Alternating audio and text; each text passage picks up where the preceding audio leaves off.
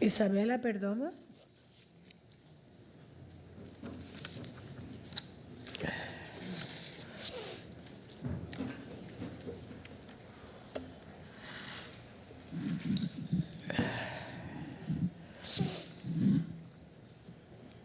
Good afternoon. I'm Isabela Perdomo. I've waited patiently until today to respond to our superintendent, who, after I spoke on March 9th before this board, took the mic and basically rebutted everything I had said. He ended the meeting with the following personal comment, and I quote, "It is nice to be able to have the last truthful word." What does that mean? Was he implying that what I said was dishonest? I assure you it was not. I am the brave voice of the students this board serves. It was not very nice to imply that the young girl speaking did not know what she was talking about without giving her a chance to debate it. But I guess that's how it is when your position allows you to have the last truthful word. My classmates often complain about so much testing, sometimes get sick over testing, or dread a testing day because of how much time will be wasted. So after researching in depth, I came to tell you what I learned. Miami-Dade County Public School students have options when it comes to testing.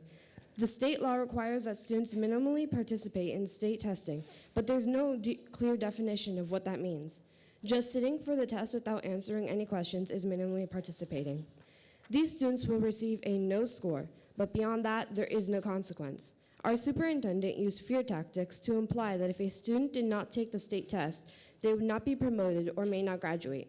The truth is, with the exception of 3rd and 10th grade, there are no student consequences. In fact, even 3rd and 10th graders have other options or other tests that they can take instead of the FSA. He also spoke about consequences to the teachers, the schools, and the county as it applies to the receipt of state funds. Really?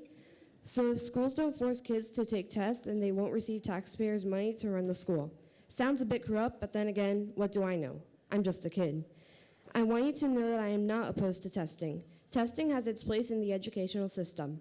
What I am opposed to is over-testing. I am opposed to having my schedule adjusted and missing core classes just to accommodate testing. I am opposed to all the practice tests administered to prepare for the real test. I am opposed to sitting around for hours waiting for technical issues to be resolved before I could take a test. This happened just yesterday with our civics EOC, which wasn't over until the last class of the day. I am opposed to taking tests that the state and district requires, even though it does not apply to my level of achievement.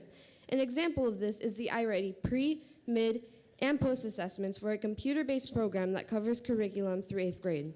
But I am at the 9th grade math level.